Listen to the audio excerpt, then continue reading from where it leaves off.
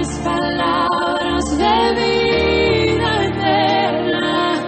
¿Dónde más iré, Dios? ¿Dónde más iré? Tienes palabras de vida eterna.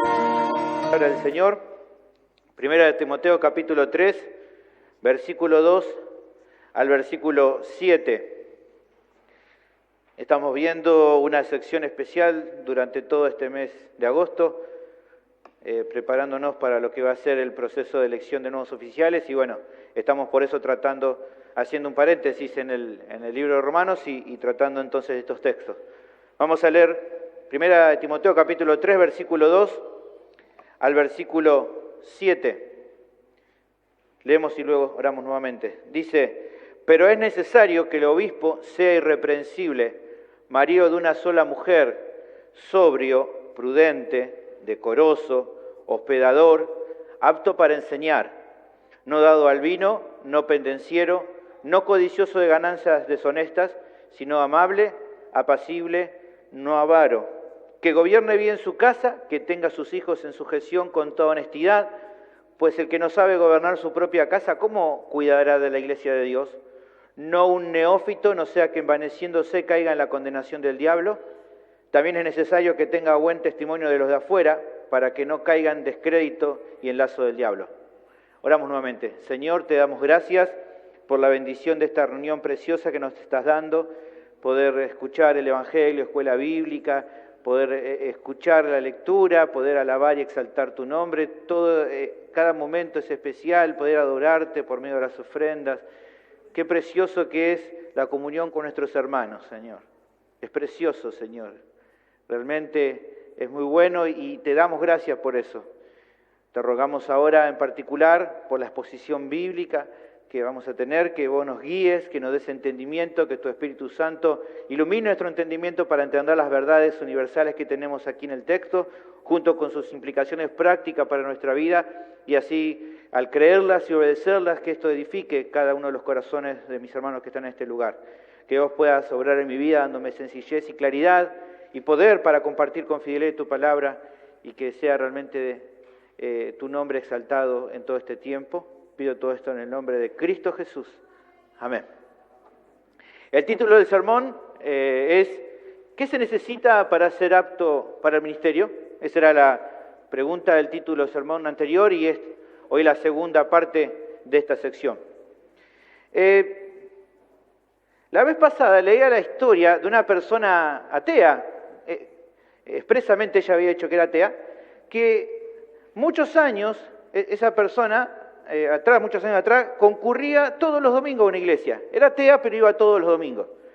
Ahora, una vez un vecino de él, un vecino de esta persona atea, le preguntó por qué iba a las reuniones a escuchar a un pastor en particular, si no creía lo que él estaba enseñando. Si él decía que era ateo y no creía, entonces ¿para qué iba a las reuniones los domingos? Bueno, la respuesta de esta persona atea fue la siguiente: la verdad, todavía no creo lo que predica, pero le creo a él, porque lo que predica lo vive en su propia vida. Esto decía ese hombre. Esta anécdota, esto que cuento, ¿no? Esta historia, me hizo pensar justamente en lo que estamos viendo en esta sección. Sin lugar a dudas, que la fidelidad e integridad de un ministro, de un pastor, confirma su aptitud justamente para el pastorado.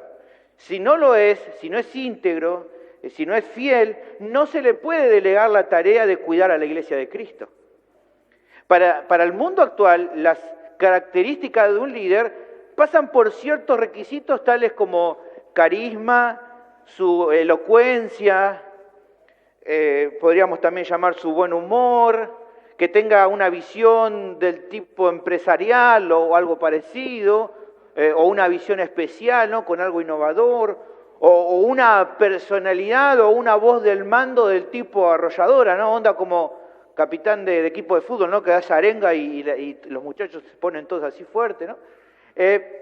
Y aunque algunas de esas cosas en sí pueden ser apreciables, en verdad los requisitos que Dios desea fundamentalmente de un pastor no son quizás esos, sino esencialmente que sea un ejemplo de piedad y de fe que no es solamente de la boca para afuera, sino principalmente en el corazón y en las actitudes diarias en su vida, en lo cotidiano incluso, podríamos decir.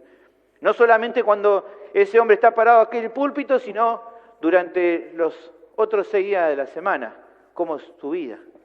Eso es justamente lo que entiendo que lo que Dios desea. En una sección del famoso libro La Predicación, Puente entre dos mundos, un libro muy bueno, después le recomendamos una librería cristiana que se lo puede conseguir, no le voy a decir el nombre ahora, pero muy buen libro, si alguno lo leyó, si alguien algún día desea predicar, creo que tiene que leer ese libro, La Predicación Puente entre dos mundos. El autor, que es el pastor John Stott, comenta lo siguiente en cuanto al problema del pastor que no vive lo que predica. Mira, es una cita larga, pero es muy interesante. Dice lo siguiente: sin duda, muchas personas se han apartado de Cristo por el comportamiento hipócrita de algunos que dicen seguirlo. Pablo lo sabía y estaba decidido a no ser piedra de tropiezo para la fe de otros. Por nuestra parte, a nadie damos motivo alguno de tropiezo para que no se desacredite nuestro servicio. Más bien, en todo y con mucha paciencia nos acreditamos como servidores de Dios. 2 Corintios capítulo 6, versículo 3 y versículo 4, versión NBI.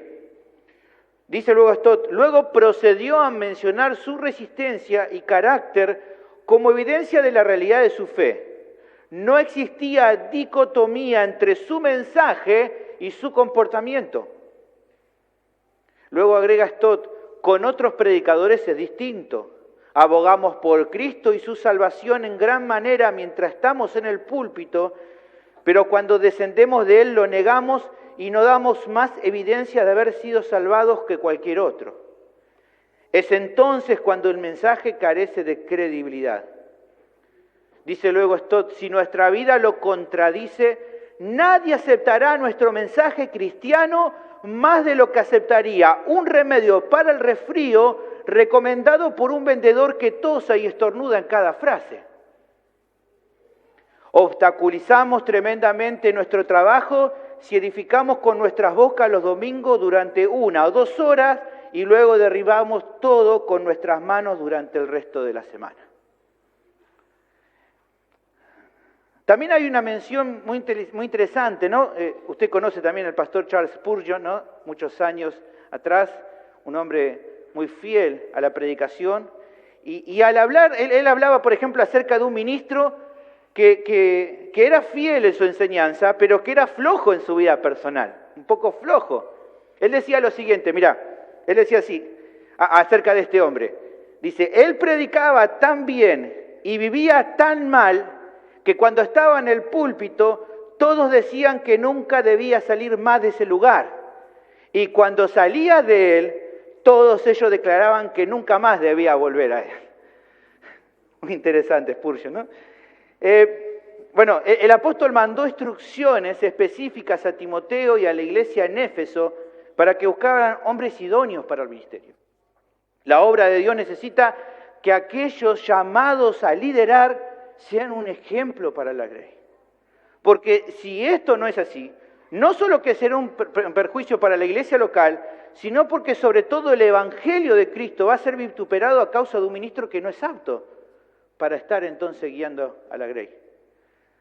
Por eso, pensando en todo esto e iniciando esta segunda parte, creo que todos vamos a hacer muy bien en prestar atención a esta segunda parte, porque para que justamente el Señor sea glorificado en este tema tan importante para la edificación espiritual de la iglesia. El hecho de la elección de nuevos oficiales es un tema muy importante, muy solemne, muy serio, ya lo vimos en anteriores sermones, por eso creo que es importante que prestemos atención a esta segunda parte.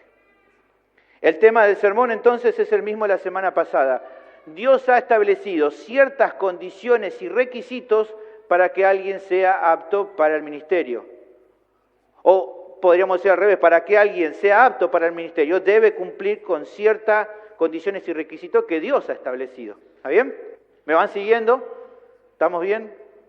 ¿Cuáles son entonces esas condiciones y requisitos? Bueno, el pasaje da 5 grupos de condiciones y requisitos para los ancianos, de los cuales hoy veremos los 3 últimos, ya que la semana pasada vimos los 2 primeros. El tercer requisito que tenemos y que vamos a empezar a ver hoy, lo tenemos en el versículo 4 y versículo 5. ¿Cuál es?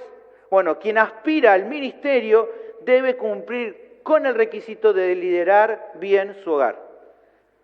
Aquel candidato a ministro, a pastor, debe cumplir entonces con el requisito de gobernar, de liderar bien su hogar. Antes de arrancar con la segunda parte, creo que es bueno hacer un pequeño, muy breve repaso de lo que vimos la semana pasada. Lo primero que observamos al arrancar el pasaje es la condición esencial que se requiere de quienes anhelan obispado y que luego deben mantener para conservarse aptos para el ministerio. ¿Cuál era esa condición? La vimos en la primera parte del versículo 2. Era la condición de irreprensible. ¿Se acuerdan? Es necesario que el obispo sea irreprensible. Esto de irreprensible era que es alguien que no puede ser agarrado en ninguna situación que desacredite su rol de liderazgo. Y como notamos, también dijimos que esta condición se relaciona con los siguientes requisitos que se mencionan. O sea, lo primero que vimos fue la condición, que es irreprensible, y después dijimos que todo el grupo de siguientes requisitos, digamos que el resultado de cada uno de esos requisitos tiene que ser irreprensible. Eso pudimos explicarlo al comienzo del sermón anterior. También vimos, a continuación, en el resto del versículo 2 y el versículo 3, el primer grupo de requisitos que se relacionaban con el carácter moral del aspirante a pastor. ¿Se acuerdan que dijimos esos requisitos morales tenían que ver a partir del versículo de la mitad? Era marido de una sola mujer, sobrio, prudente, decoroso, hospedador, apto para enseñar, no dado al vino, no pendenciero, no codicioso de ganancias deshonestas, sino amable, apacible y no avaro. Estas características, dijimos, tenían que ver con aspectos relacionados a su persona y que en el caso de no cumplir con la condición de irreprensible, esto daba que entonces el hermano no estaría apto para asumir una posición de liderazgo dentro de la iglesia local. Estas condiciones las fuimos explicando la semana pasada una por una, ¿se acuerdan? Los que estuvieron. Ahora, entonces a partir de ese grupo, el texto prosigue remarcando otro requisito importante que un pastor debe cumplir, en el cual debe ser irreprensible. Versículo 4 dice que gobierne bien su casa, que tenga a sus hijos en sujeción con toda honestidad. Así como el grupo de requisitos anterior se centraba en cuestiones morales de carácter, en este caso vemos que ahora el concepto sale de ese marco de la persona en sí para centrarse, en particular en el hogar del que anhela obispado, en su hogar, en su casa. Ahora, ¿qué se está pidiendo en cuanto a su hogar, a su casa? Bueno, vamos a hacer un pequeño análisis para entender bien qué es lo que se le está pidiendo. Lo primero que podemos observar es el término utilizado para gobernar. Así dice, que gobierne, ¿no? Gobernar es la palabra proistemi. Es la idea de liderar con atención y diligencia. O sea, estar abocado es la idea. O sea que a partir de la autoridad delegada por Dios, el rol de cabeza sobre su hogar debe ser atendido con mucha atención, el que anhela obispado. Si un hombre anhela ser pastor en una iglesia local, también debe serlo sobre su propia casa. Ahora, ¿cuál es el resultado esperable de su liderazgo en su casa? Bueno, el texto nos dice cómo debe gobernar. Más o menos, como pueda, ¿no? ¿Qué dice? Debe gobernar bien su casa.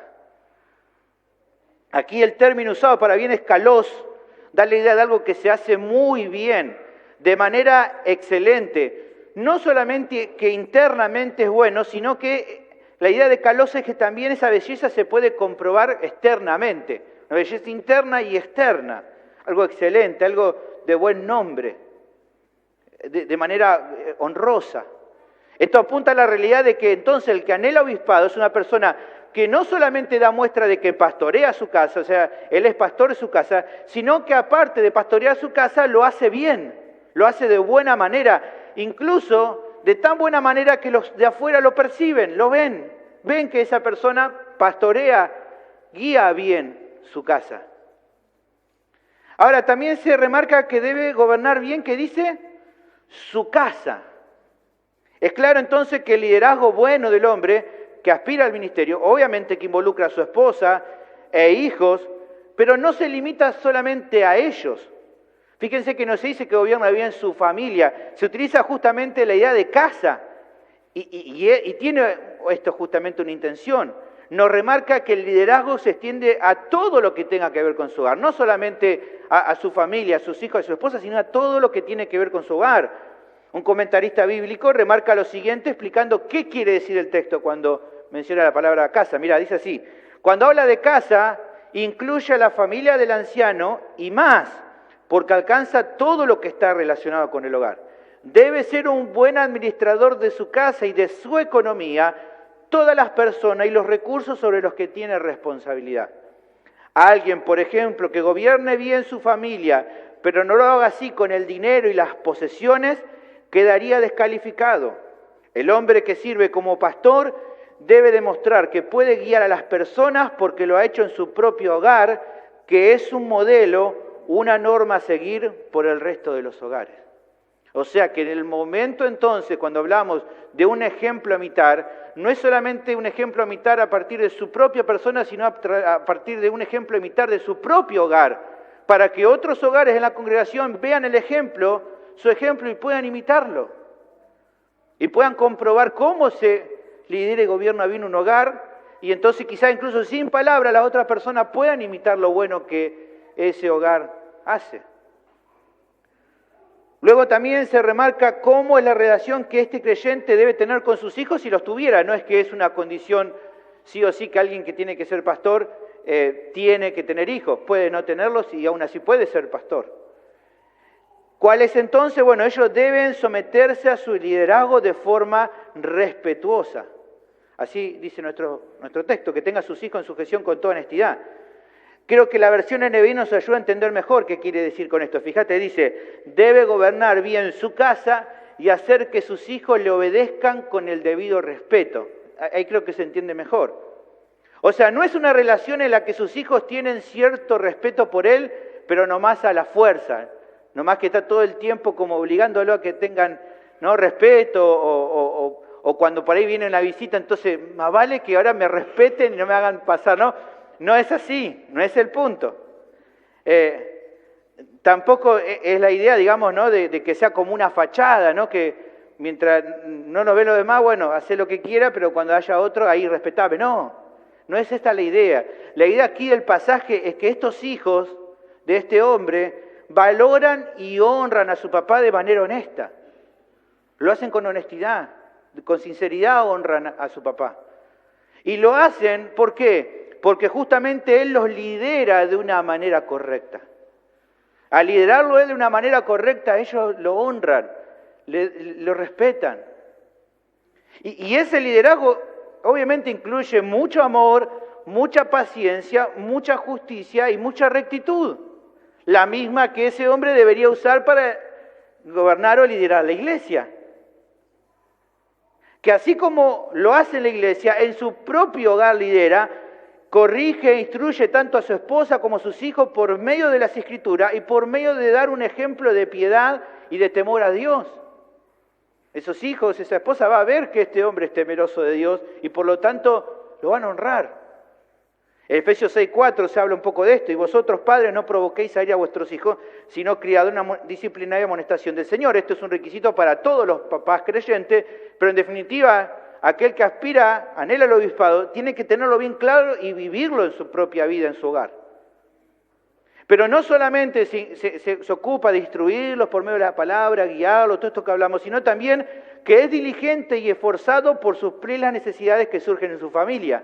En 1 Timoteo 5:8 se habla en general de un aspecto que tiene que ver con viudas, pero bien es un concepto general que sirve para cualquier otro ámbito que tenga que ver dentro del hogar o de la familia. Dice, 1 Timoteo 5:8, porque si alguno no provee para los suyos y mayormente para lo de su casa, ha negado la fe y es peor que un incrédulo. Evidentemente ese hombre también dispone y ve que a su familia no le haga falta nada. Un hombre que guía a sus hijos de una manera piadosa va a tener seguramente el respeto y la confianza de sus hijos. Incluso aunque ellos hayan recibido la salvación o todavía no. Esos chicos están respetando a su papá, porque su papá es un ejemplo, porque su papá realmente se ha involucrado y los ama, y ellos lo han visto. Y entonces por eso lo respetan y se someten a su liderazgo. O sea, con todo lo revisado se puede recibir entonces otro requisito para que un anciano sea apto para el ministerio. El que anhela obispado debe gobernar de una buena manera su propio hogar. Para poder ser un líder apto en una iglesia, debería entonces primero demostrar que también es un pastor sano en su casa y su familia. O sea, un pastor que es sano en la iglesia debe ser un pastor primeramente sano en su propio hogar, con todo lo que eso involucra, o con todo lo que a eso atañe.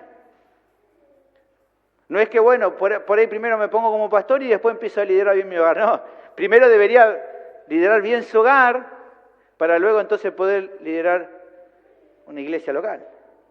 La razón que el texto presenta para eso justamente a continuación es muy clara, pues el que no sabe gobernar su propia casa, ¿cómo va a cuidar de la iglesia de Dios? La pregunta de un argumento sencillo y obvio, si alguien no sabe a cuidar a los de su propia casa y por ende no tiene un gobierno bueno sobre ellos, no podrá cuidar tampoco una iglesia y liderarla de una manera correcta. En sermones anteriores mencionaba que la idea de cuidar, en el original aquí, cuando habla de cuidará, epimeleoma es la palabra ahí, tiene que ver tanto con prevención como con provisión. Es alguien que protege a los suyos, es cuidado en el sentido de protección, pero también es que es cuidado en el sentido que les provee de aquello que ellos necesitan, tanto espiritual como materialmente. El Señor, por ejemplo, no es una palabra muy usada, de hecho otro lugar donde lo utiliza el Señor Jesús cuando habla acerca, ¿se acuerdan de la parábola del buen samaritano? Justamente ahí en Lucas 10:34 dice, y acercándose vendó sus heridas, y echándole aceite y vino, y poniéndolo en su cabalgadura, lo llevó al mesón, y ahí utiliza la misma palabra, y cuidó de él. Esta es la otra referencia que tenemos en el Nuevo Testamento de esta palabra. Pero aunque sea la única referencia, sí igual entendemos que quienes cuidan así su propio hogar, y que desean también hacerlo así en la congregación, al cuidar de esta manera su hogar, están imitando el ejemplo de Cristo y la relación que Él tiene con su iglesia. Fíjense en Efesios 5:29 tenemos, aunque no se utiliza la misma palabra, sí está el mismo concepto y claro, dice, porque nadie aborreció jamás a su propia carne, sino que la sustenta y la cuida como también Cristo a la iglesia. ¿Ven? Provisión y prevención. Nuevamente tenemos ahí el mismo concepto. Como menciona entonces otro comentarista bíblico, un anciano es responsable de dirigir personas a Dios, a la santidad, a la obediencia y al testimonio, asuntos cruciales que deben probarse en su propio hogar. Resolver conflictos, edificar la unidad, mantener el amor y servirse unos a otros son cosas imprescindibles en la vida de la iglesia y que son retos también en el hogar. Si tiene éxito en su familia, es probable que tenga éxito en la familia de Dios. De lo contrario, no está apto. Es triste que en muchas ocasiones hay hombres que acceden al liderazgo teniendo un caos en su hogar. Realmente con un hogar en caos. Hijos que no son guiados, que muchas veces incluso son observados porque son hasta a veces los más terribles, ¿no? Esposas maltratadas o no cuidadas de manera amorosa, finanzas en ruinas y un testimonio de falta de liderazgo en el hogar muy evidente.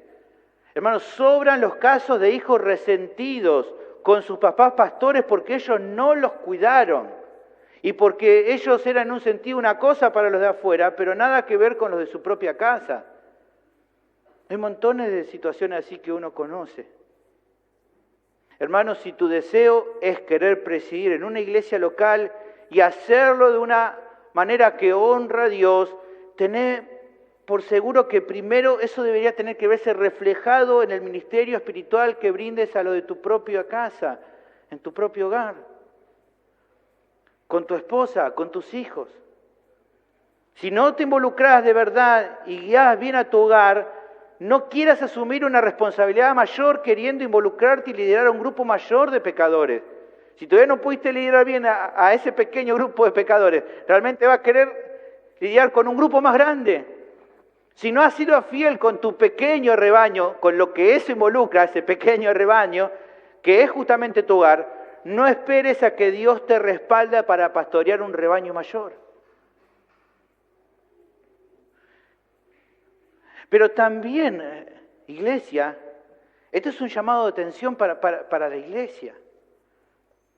Se sabe, por ejemplo, de ejemplos de pastores que descuidaron a sus familias debido a que las congregaciones los asfixiaron con un montón de responsabilidades al exigirle que cumplan con un montón de funciones. Hablábamos la vez pasada, el pastor que tiene prácticamente que, como decíamos, ¿no?, patear el córner, cabecear el centro, atajar la pelota y cobrar posición adelantada, tenía que hacer todo. Bueno, es el pastor, lo tiene que hacer, y el pastor tiene que hacerlo, y nueva actividad, y ahí está el pastor. O incluso a veces actividades que generan otras personas u otros miembros que después por momentos se cansan de hacerlo y ya lo dejan, y entonces, y bueno, el pastor que se haga cargo, y están todas. Es cierto que ese hombre tendría que haber puesto un freno y que esos hombres que terminan descuidando sus hogares son responsables por los problemas que se hayan ocasionado en su hogar. Tal vez tendría que decir ese hombre, no, ya está, hasta acá porque tengo que cuidar a mi hogar.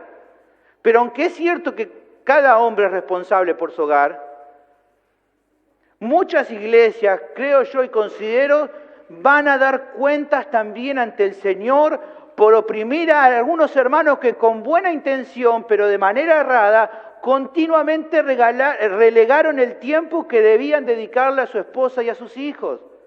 Muchas iglesias van a tener que dar cuenta, no van a poder decir, bueno, yo no sabía que el pastor no estaba dedicándole tiempo. Sí, le dimos un montón de funciones, pero no sabía. No sabías, no. No podías decir que no. Si a vos mismo tu tiempo no te alcanza, ¿por qué pensás que el día del pastor tiene 40 horas? Si para vos también tiene 24. No sé si se entiende.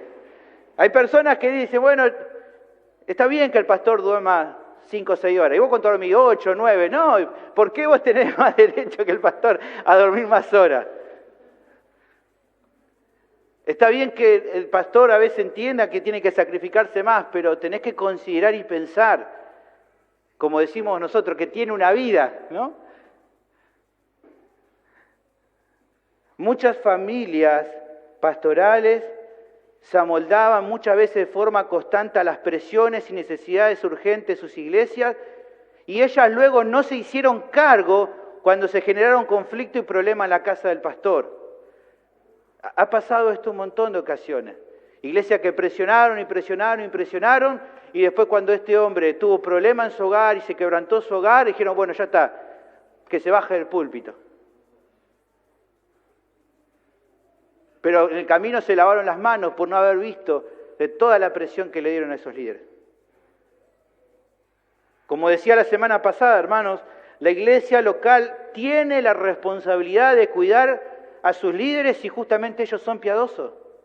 Usted tiene la responsabilidad de cuidar a sus líderes. No solamente de confirmarlos, sino luego de cuidarlos. Y una manera es considerar justamente todo esto que estamos viendo.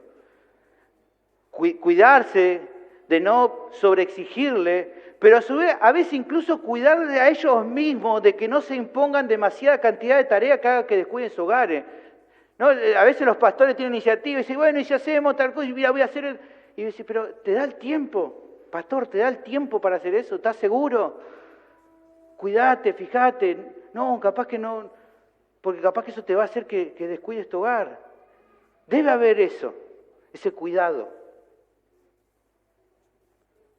Porque probablemente si no hay una reflexión a tiempo y si no se tiene presente la enseñanza que estamos viendo, todo puede terminar mal. E inclusive puede llegar un momento que si no consideramos esto, puede llegar a la difícil situación de que algunos de los ministros a los cuales vos amás puedan terminar excluidos del ministerio, lo cual sería muy triste. Avanzamos un poco más y vemos otro de los requisitos. No debe ingresar al pastorado, dijimos por un lado, alguien debe ingresar al pastorado o debe ser un candidato a alguien que gobierne bien su hogar, pero también no debe ingresar al pastorado alguien que no sea maduro en la fe. Versículo 6. El pasaje prosigue dando otro requisito a evaluar en la vida del canela obispado. ¿Qué dice el versículo 6 cuando comienza? No un neófito. Es importante, no es una palabra que usemos mucho esta, neófito. Es importante evaluar qué significa el término que se usa en esta sección para comprender con exactitud qué es lo que Pablo le está presentando a Timoteo y a la iglesia en Éfeso como un requisito para un anciano. La palabra usada aquí para neófito es la palabra neófutos, apunta al concepto de alguien recién convertido. No es una palabra tampoco muy utilizada, es alguien que la idea es una palabra como ilustrada, figurada, para hablar de alguien que recién comienza a dar frutos. Por ejemplo, en Job capítulo 14, versículo 9, en la versión de la Septuaginta, o sea, la versión griega del Antiguo Testamento, ahí se utiliza esta palabra. Fíjense ahí que dice, al percibir el agua reverdecerá y hará copa como planta nueva. Ahí se utiliza la idea de neófito. O sea, es alguien inexperto o inmaduro todavía como para asumir la responsabilidad de liderar espiritualmente a la iglesia. O sea, otro requisito para el que aspira a pastorear una iglesia local es que sea alguien maduro en la fe. Alguien que tenga cierto crecimiento. La duda que puede subir, bueno, pero ahí dice que tiene que ser maduro. ¿Y qué tan maduro? ¿Qué porcentaje? ¿Cómo saber? Porque es una palabra muy general, maduro, ¿no? O no un neófito. ¿Qué tan crecido? Bueno, se supone que eso dependerá de cada contexto de congregación. O sea, es probable que una iglesia local con más tiempo de existencia, más años, donde ya hubiera líderes consolidados desde hace mucho tiempo, en ese caso probablemente la madurez y la experiencia de los hombres nuevos que se vayan escogiendo, también se esperaría un tiempo mayor. Un ejemplo de eso sería, por ejemplo, la iglesia de Éfeso. Ya tenía muchos años de vida, era una iglesia donde habían estado pastores muy bien preparados, había estado alguien dirigiendo como Pablo, había estado alguien, ahora estaba guiando Timoteo, o sea, era gente preparada, entonces ahí probablemente sea alguien con más tiempo de experiencia y preparación. En comparación en otros lugares, quizás que tengan menos tiempo de vida, ahí sea difícil esperar tanto tiempo o un desarrollo o preparación más grande, porque si la iglesia es dentro de todo nueva o joven, difícilmente tenga hombres de muchos años de preparación o de madurez. Para ver, por ejemplo, un aspecto bíblico de entender esto, es, por ejemplo, muy interesante que una iglesia local más joven, como era la iglesia en Creta, donde estaba Tito, estaba ahí guiando y supervisando, justamente, fíjate que después léelo tranquilo en Tito capítulo 1, donde se mencionan requisitos, ahí justamente no se utiliza el requisito de no un neófito, no aparece.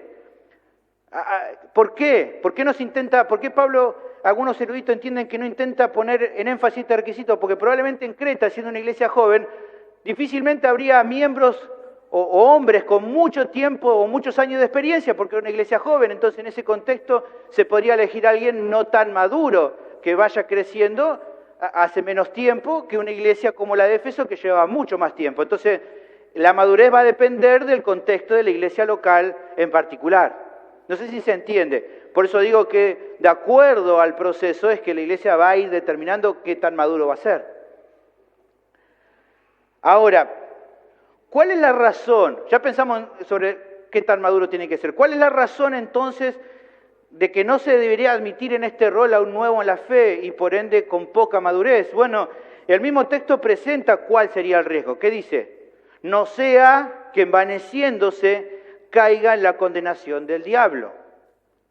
Ahora, para entender esto que está diciendo esta declaración del apóstol, es conveniente revisar dos cosas. La primera, prestar atención al verbo envanecer, que es como el verbo principal ahí.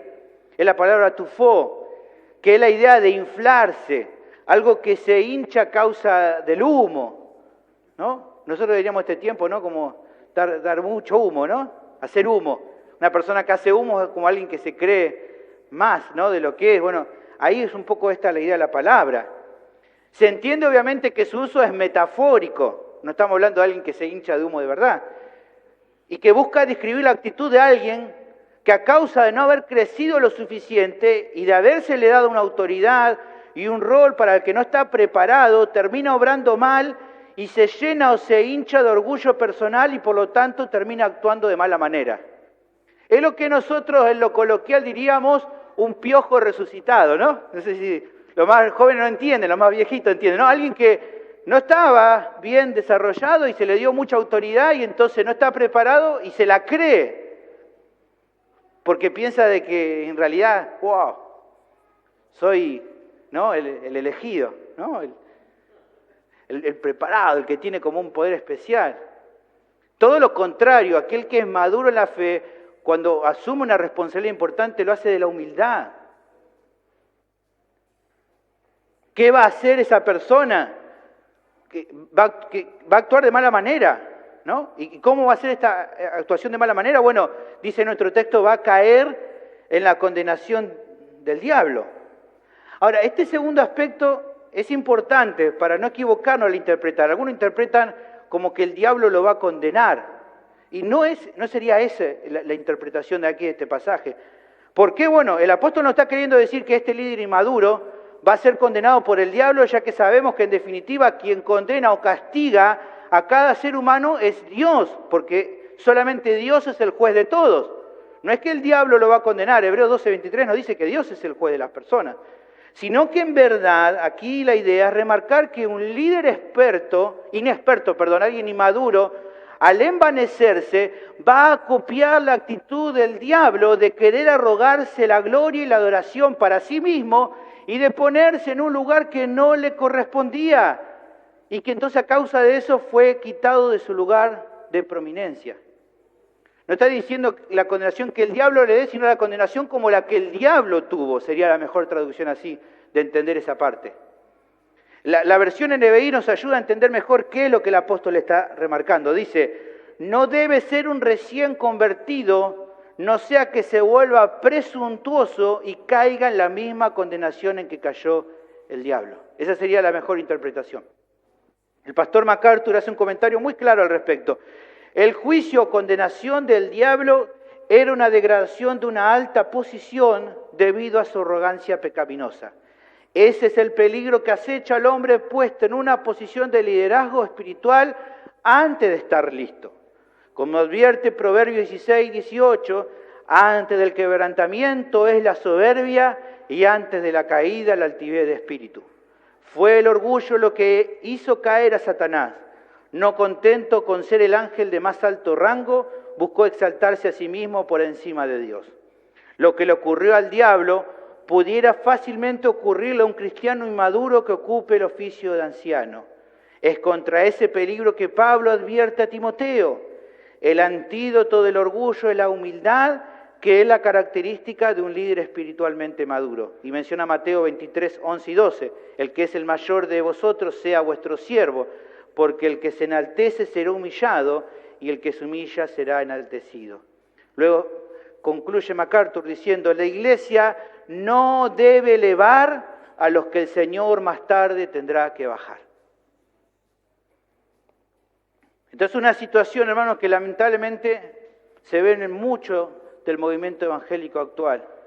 Se le da la responsabilidad de liderar a hombres no maduros en la fe, sin tener un crecimiento comprobable, sin tener una madurez que se pueda evidenciar, sino que se le dio un puesto porque, bueno, le ponían garra, le ponían entusiasmo, le ponían onda, diríamos nosotros. Tal vez lo pusieron en ese puesto porque no había otro que quisiera hacerse cargo, ¿no? Como vieron a veces que se hace esos chistes del ejército, que están todos parados y todos se hacen para atrás y queda uno que no se dio cuenta. A veces pasa así en la iglesia, nadie se quiere hacer cargo, todos miran para atrás y bueno, está bien, yo le pongo ganas, ¿no? Y ocupa un lugar que no debería. O tal vez ocupa ese lugar, no porque sea maduro, sino que es inmaduro, pero tiene una relación cercana con otros líderes o miembros relevantes dentro de la congregación. O sea, el famoso acomodo, porque está acomodado. Algunos me ríen, saben que es así, hay gente que entra por acomodo. Pasa en el mundo y pasa también a veces en las iglesias. Y luego con el tiempo, por una o por otra razón, esta gente se envaneció y se creyeron más importantes que los demás. Incluso algunos con sus enseñanzas, sus actitudes casi que se ponen a la par de Dios. Es tremendo eso. Muchos, pero lamentablemente no todos, tuvieron que dejar con el tiempo el ministerio a causa de su envanecimiento, no sin antes haber generado un montón de dolor entre aquellos a quienes tenían que liderar y guiar y hacer crecer espiritualmente, pero en vez de eso fue de tropiezo para esas personas. Y digo lamentablemente no todos, porque incluso hay gente inmadura, no preparada, que aún sigue en ese lugar y no se bajó nunca más. Hermano, ante esta realidad tan común, entonces te animo, por favor, hermano querido, que estás anhelando obispado, a que no te apures, que no te gane la ansiedad, a que confíes en que si es de Dios el llamado, si es Dios justamente el que te ha dado el llamado al pastorado, Él va a ir obrando y allanando el camino. Él lo va a hacer. Que tu preocupación no sea la de que otros se enteren justamente todo el tiempo de que querés y que querés y que querés, o de esforzarte todo el tiempo para que todos lo acepten sí o sí a tu llamado, que ese no sea tu preocupación, sino el de crecer y madurar en la fe. Porque esa sí es tu responsabilidad. Esa sí es algo que te tiene que realmente importar, que en tu vida se vaya dando. ¿Para qué? Para que luego a su tiempo la iglesia confirme si estás apto para ocupar ese rol. En definitiva, hermanos, y estoy seguro de que es así, yo sé que todos los que están aquí, o la mayoría, entienden que Dios es soberano. Bueno, si crees que Dios es soberano, no hay motivo para que te afanes o te llenes de ansiedad pecaminosa por alcanzar un lugar que, si es voluntad de Dios, vas a llegar a estar. Porque Él es soberano. Pero también, hermanos, de la misma manera es claro que la iglesia no debe apurar los tiempos y evaluar con sabiduría este proceso en los candidatos a ocupar el pastorado. Pero no solo la responsabilidad de la iglesia es juzgar con prudencia, sino que algo que es muy importante, la iglesia debe ayudar espiritualmente a los hermanos durante su preparación. De alguna manera decimos, bueno, hay un candidato, bueno, seguramente el pastor se va a encargar, él lo va a discipular, yo no tengo nada que ver. ¡No! ¿Cómo que no tenés nada que ver? Si vos lo vas a confirmar, tenés que tener idea de él. Pero no solamente idea de lo que él es, sino incluso de poder ayudarlo. Tenés una responsabilidad. A ver, las Escrituras son claras en que más allá de la responsabilidad propia de cada creyente en crecer en santidad, en parte el desarrollo espiritual en la fe de cada miembro, y cuando hablamos de cada miembro incluimos a los pastores y a los candidatos al obispado, depende de la cooperación del resto del cuerpo. Ustedes lo saben, un texto que lo hemos leído infinidad de veces, Efesios capítulo 4, versículo 15, versículo 16. Sino que siguiendo la verdad en amor, crezcamos en todo en aquel que es la cabeza, esto es Cristo, de quien todo el cuerpo, bien concertado y unido entre sí, por todas las coyunturas que se ayudan mutuamente, según la actividad propia de cada miembro, recibe su crecimiento para ir edificándose en amor. Esto atañe a todos los hermanos, incluso a aquellos que están anhelando ocupar el obispado. Tu responsabilidad, hermano, no solamente es orar por esos hermanos, sino que, como vimos, es esencial que también te involucres en sus vidas y en usar tus propios dones para edificar a esos hermanos. Mi pregunta es, quizás algunos saben, bueno, creo que hay tal hermano que se está preparando para el ministerio. Mi pregunta es, ¿cuánto tiempo le has dedicado a ayudar a un hermano que sabés que se está preparando para el ministerio? ¿Has ido alguna vez a visitarlo a ese hermano? ¿Sabés si necesita algo? ¿Si tiene algún motivo de oración especial? Sí, lo sé, porque bueno, él puso en WhatsApp que necesitaba esta cosa. Bueno, pero más allá de eso, le fuiste a preguntar, hermano, yo sé que vos estás en este proceso, ¿puedo orar por vos por algún motivo en especial? ¿Tenés algún motivo especial por lo cual quisieras que orara por vos? ¿Tenés alguna necesidad que yo podría de alguna manera suplir o ayudarte a suplir? ¿Tu familia necesita algo? Y así un montón de preguntas que nos podemos... A ver, El punto no es, se nos pueden ocurrir un montón de preguntas al respecto, pero la realidad es que si no podés responder de manera positiva a esta o cualquier otra pregunta parecida, lo más seguro es que en verdad no estás muy involucrado en la ayuda espiritual de quienes justamente pueden llegar a futuro a ser los líderes que se van a dar su vida por vos. O sea, estos hombres que van a ser llamados al ministerio, entendés que van a dar su vida por vos. Bueno, eso tiene que ser recíproco, vos tenés que estar dispuesto también a dar tu vida por ellos. Porque como vimos en Efesios 4, el trabajo es mutuo.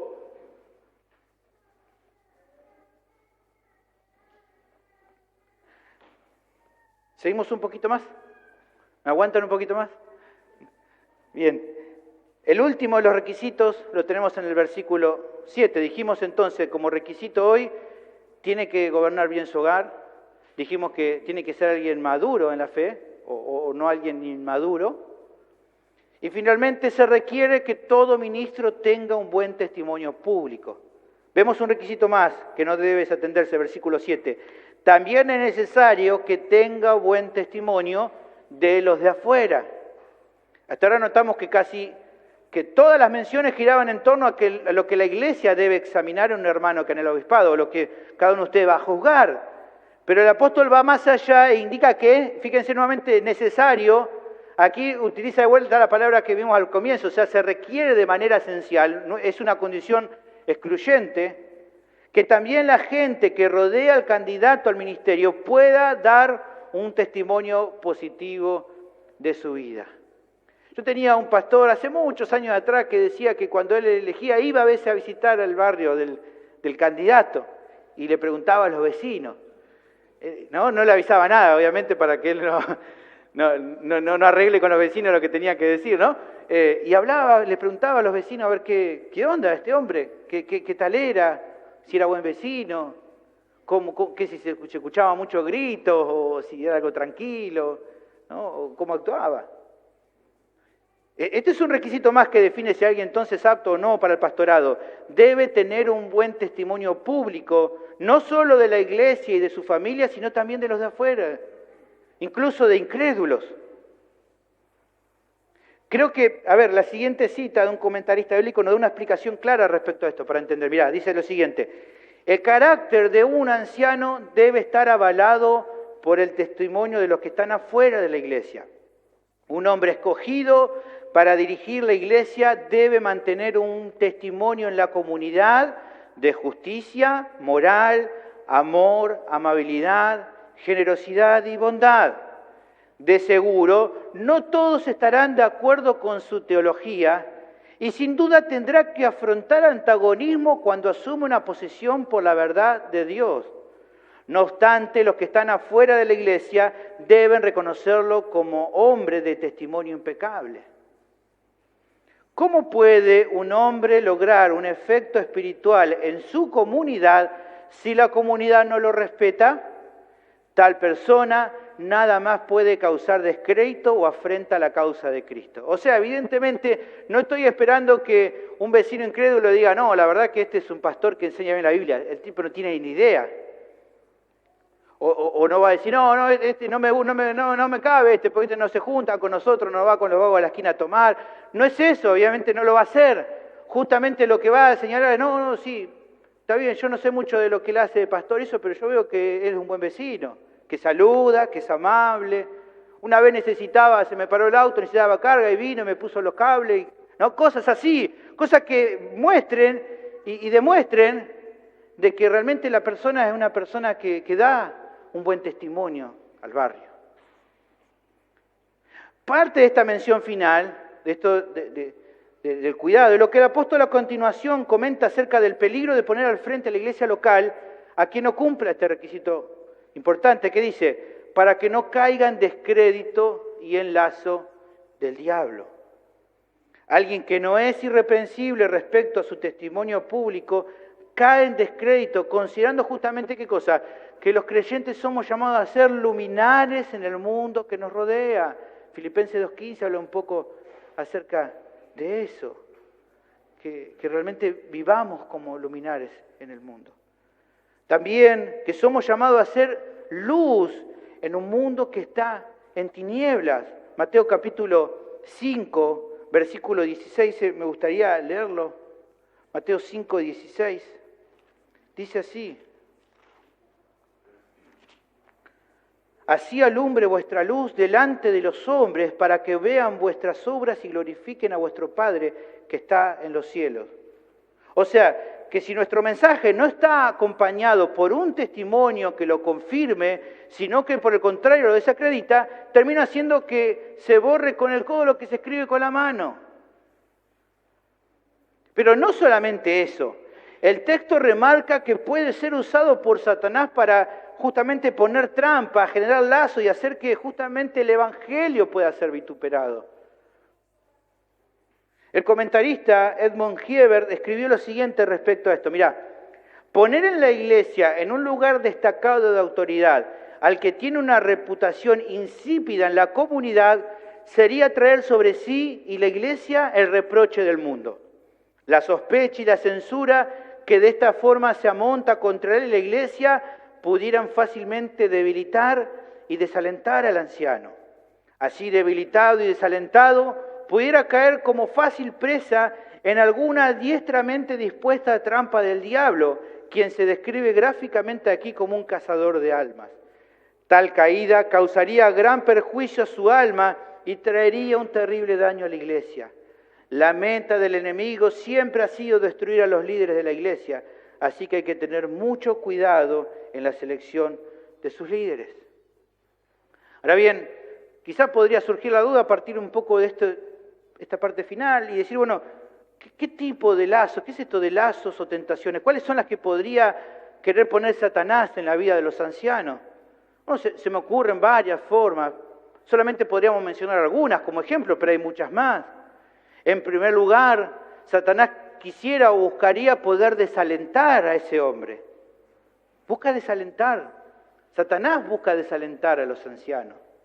Ya sea por un lado, por no poder lograr vivir según las normas, los estándares que la Biblia remarca y que él mismo predica del púlpito. Quizás se desaliente por no poder dar la talla. O también por observar que aquellos a los cuales pastorea no crecen de acuerdo a lo esperable y lo ve tropezar en cuestiones pecaminosas acerca del cual él ha estado enseñando persistentemente, les muestra y la persona no hacen caso. Y probablemente Satanás quiere usar eso para desalentar a ese hombre.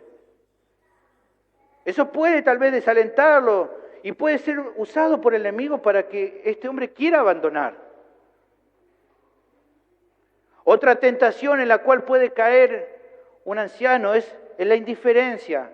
A partir de no ver un crecimiento en la iglesia y que eso lo lleva al desaliento, el pastor puede ceder a la tentación de aislarse, de que está sintiendo tal vez, ¿no?, por una tentación del enemigo, que al resto pareciera no importarle mucho lo que le enseña, o incluso que su propia vida no es muy importante para los demás. Dice, bueno, ¿para qué me mato? Ya está, no hago mi propia vida, me manejo con un entorno cercano y ya fue. Y eso es algo que puede ser una tentación de Satanás en la vida de ese hombre, de que se intenta aislar. Otra forma de tentación, una trampa del enemigo, que esa es justamente que este hombre o estos hombres puedan vivir con una pereza disfrazado de mucha ocupación. Hay pastores que toman el camino más simple haciendo las cosas que quieren hacer y no las que deben hacer. Hay hombres que están muy involucrados con un montón de servicio en la iglesia, pero le preguntaba, todo esto sí, estoy a cargo del ministerio de esto, también voy y predico, voy acá y hago todo esto. Qué bueno. ¿Y cuánto tiempo demora para la predicación? No, eso es fácil, paso ahí al frente, abro y ahí lo que está ya está, ¿no? ¿Qué? ¿Se requiere tiempo para preparar? ¿No? Algunos dicen, pero si justamente esa es tu responsabilidad. No, pero a mí me gusta más esto otro. Está bien, pero ¿cuál es tu responsabilidad? Parecieran muchos hombres estar muy ocupados, pero en verdad están ociosos en sus responsabilidades principales, están haciendo lo que les gusta. No se disciplinan a sí mismos para lo que sí deben cumplir de acuerdo con su rol. Otra tentación peligrosa para los hombres es hacer concesiones. Evitan decir lo que deben decir para agradar a los demás. Algo que podría catalogarse como temor al hombre. Eso también es una tentación para los hombres. Una última forma es que los líderes a veces afrontan tentaciones propias de todos los cristianos. Por eso ellos, al igual que el resto, incluso mucho más, deben tener puesta toda la armadura de Dios en todo momento. Efesios 6:11 nos dice, vestidos de toda la armadura de Dios para que pueda estar firme contra las acechanzas del diablo. Esta verdad es para todos los creyentes, pero debería ser algo que todos los pastores deben tener todo el tiempo como grabado ahí muy en mente. Ahora, considerando todas estas trampas diferentes que di como ejemplo, creo que es bueno pensar un momento, a ver, si todas estas acechanzas están, e incluso un líder que puede ser maduro en la fe, puede tal vez caer o tropezar en un momento en algo de todo esto, ¿cuánto más imaginan si el que está dirigiendo o pastoreando es un líder que se puso ahí de manera prematura o no cumpliendo con los requisitos? Si un hombre realmente maduro, si un hombre que realmente es irreprensible, puede en algún momento ceder, en un momento, ¿cuánto más si esa persona no está preparada? ¿Cuánto más peligro hay? Entonces tenemos que considerar eso, hermano. Ahora, por lo que estuvimos viendo en el pasaje, es claro, por todo lo que aquí, todo el énfasis que Pablo pone en este pasaje, le está explicando a Timoteo y a la iglesia en Éfeso que tenía que prestar mucha atención a los líderes que iba a confirmar. ¿No? Él iba a proceder a sacar a algunos que no eran aptos y poner a otros que eran aptos. Esto era muy importante. Pero en verdad, hermano, es muy claro que cada iglesia local, incluido Iglesia Cristiana, Pueblo de Dios, también tiene que tener el mismo tipo de cuidado en este asunto. O sea, este asunto no solamente era relevante para la iglesia en Éfeso, para la iglesia en Creta, para la iglesia en otra ciudad o en otro tiempo, sino que también es relevante para nuestra propia iglesia, hermano. Es relevante. Sabemos, hermanos, que vivimos en una sociedad que descree de sus líderes en general. Descree de aquellos que los lideran. Usted sabe, líderes que dicen, voy a ser estricto y duro, y después él era el peor. Sí. ¿Para qué me dijiste todo eso? Y vos no lo hiciste. La palabra de aquellos que gobiernan se ha devaluado, y hasta hay gente que incluso se ha resignado, sabe que dice, bueno, ya sé que si va a ser líder va a ser alguien inmoral. Va a llegar ahí siendo inmoral y mentiroso. Damos por sentado de que el liderazgo tiene que ser así, porque si no, no llega a ese lugar así. Eso es lo que hoy el mundo absorbe de sus líderes seculares. Hermano, creo que justamente entonces la iglesia, desde el lugar que ocupa, puede y debe marcar un rumbo diferente. Incluso, hermano, sabemos, usted tiene un montón de gente a su alrededor que habla y que muchas veces calumnia, muchas veces injustamente, pero en algunos casos a partir de lo que la iglesia le ha dado como ejemplo, que dice, no, los pastores son todos unos chorros, los pastores son todos unos inmorales, que dicen un montón de cosas, igual que los curas y un montón de cosas. Yo creo que en parte, obviamente es injusto, porque hay muchos hombres fieles a Dios y que no están en cosas raras, pero muchas veces es lo que la iglesia a veces ha dado. Por eso creo que la iglesia justamente debe preocuparse y esforzarse en esto, y desde el lugar que ocupa, entonces marcar este rumbo diferente, y que sus pastores sirvan tanto como un modelo y ejemplo a seguir para los miembros de su iglesia, como también que sea un testimonio para la gente de afuera. Que tal vez en el entorno pequeño que nos movemos la gente pueda ver, no, pero no son todos los pastores iguales. Mirá, yo conozco los de tal iglesia y tal otra que son gente honrada, honesta, íntegra. No, yo no voy tanto, no sé lo que él, pero veo que este hombre es honesto, que cuida a su familia, que tiene bien a sus hijos. Es importante, hermanos, que en este tiempo podamos marcar un rumbo en una sociedad que está descreída en general de los líderes o de lo que ocupa una posición de liderazgo. No solo, hermanos, que los líderes deben tener una enseñanza fiel, sino que ellos mismos deben ser fieles e íntegros en su propia vida. Alguien dijo algo así, mirá, que la enseñanza coloca clavos en la mente, pero el ejemplo es el martillo que los clava con profundidad. Hermanos, roguemos al Señor que levante entre nosotros hombres fieles que pastoreen a la iglesia de una manera irreprensible. ¿Por qué? Porque un hombre que reúna las condiciones y requisitos que hemos visto, no solo que será de mucha bendición para la iglesia local, sino que además va a ser una herramienta útil para la expansión del Evangelio de Cristo en un mundo que justamente está en tinieblas.